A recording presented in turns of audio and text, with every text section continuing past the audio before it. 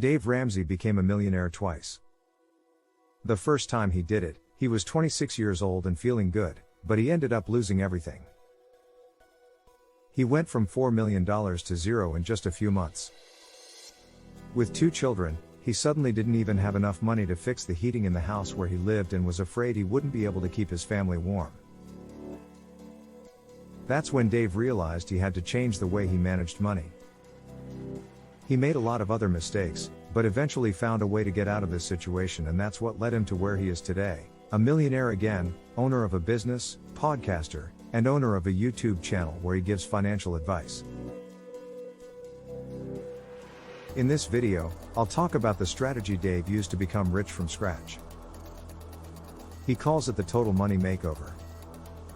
First step, a starting emergency fund. This step is important for those who are not used to saving money. At this stage, you should focus on saving $1,000 in cash. These $1,000 constitute your starting emergency fund. For some people, saving $1,000 may be quite easy. Maybe you already have it. But for others, it's a big step forward, as some people are not used to saving, or have so much debt that there is no money left at the end of the month. If this is the case for you, it may take you a little longer to get through this step. But don't worry, small steps will get you there. Of course, $1,000 will not cover all major emergencies, but it will help you solve any problems you encounter during the next steps of your total financial transformation. Think of it as an umbrella for a rainy day. Of course, you'll still need a raincoat and rain boots, but we'll talk about that later.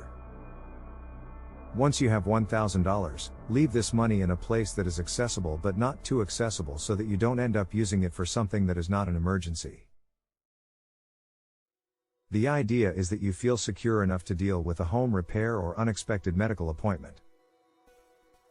But buying the new phone you've been dreaming of is not an emergency. Second step, getting rid of debt. The author says for some people, debt is a way of life. If you've just finished paying off your car and you're already thinking about taking out a loan to trade it in for a newer model, I'm looking at you.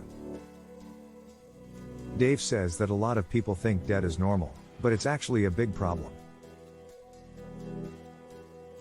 He advises you to make a list of all your debts, starting with the one with the highest interest rate.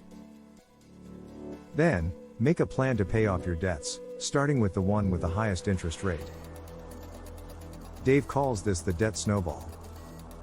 This means that you focus on paying off your debts one by one, starting with the smallest and working your way up to the largest. The idea is to get rid of your debts as quickly as possible so that you can start building wealth.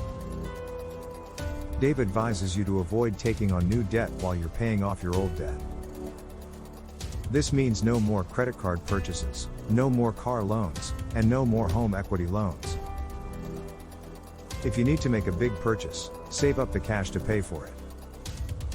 Dave says this is the only way to truly be financially free.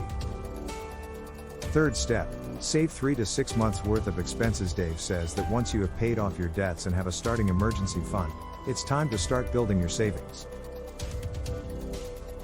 The goal is to save enough money to cover your expenses for 3 to 6 months.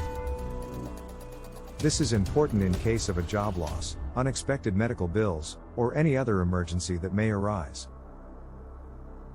Dave advises you to save this money in a high-yield savings account or a money market account so that it's easily accessible in case of an emergency, but also earn some interest.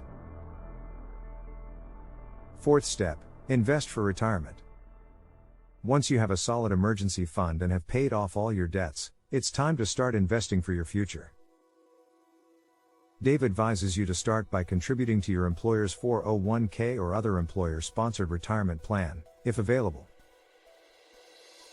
If your employer offers a matching contribution, be sure to contribute at least enough to get the full match. This is free money that can help you grow your retirement savings even faster. If you don't have access to an employer-sponsored retirement plan, Dave advises you to open an individual retirement account, IRA. There are 2 types of IRAs, traditional and Roth. A traditional IRA allows you to contribute pre-tax dollars and potentially receive a tax deduction, while a Roth IRA allows you to contribute after-tax dollars and potentially withdraw your contributions and earnings tax-free in retirement. Dave advises you to consult with a financial advisor or do your own research to determine which type of IRA is right for you. Fifth step, save for your children's college education. If you have children, Dave advises you to start saving for their college education as soon as possible. The cost of college can be very expensive, and it's important to start saving early so that you have time to build a substantial amount of money for your children's education. Dave advises you to consider opening a 529 college savings plan or a Coverdell Education Savings Account, ESA, to save for your children's college education. Both of these types of accounts offer tax benefits for education-related expenses and can be a good way to save for your children's future. Sixth step, pay off your home mortgage. Once you have saved for your retirement and your children's education, Dave advises you to focus on paying off your home mortgage. Dave believes that owning your home outright is an important part of financial freedom and security. He advises you to make extra payments on your mortgage to pay it off as quickly as possible. Dave recommends using the debt snowball method to pay off your mortgage, just like you did with your other debts. This means focusing on paying off the mortgage with the highest interest rate first, then working your way down to the mortgage with the lowest interest rate. Seventh step, build wealth and give to others. Once you have paid off all your debts and saved for your retirement and your children's education, Dave advises you to focus on building wealth and giving back to others. Dave believes that it's important to use your financial resources to make a positive impact on the world. He advises you to invest in your own financial education so that you can continue to grow your wealth and achieve your financial goals. Dave also advises you to be generous with your money and give to causes that are important to you. Thank you for watching. Please subscribe to my channel if you want more contents like this.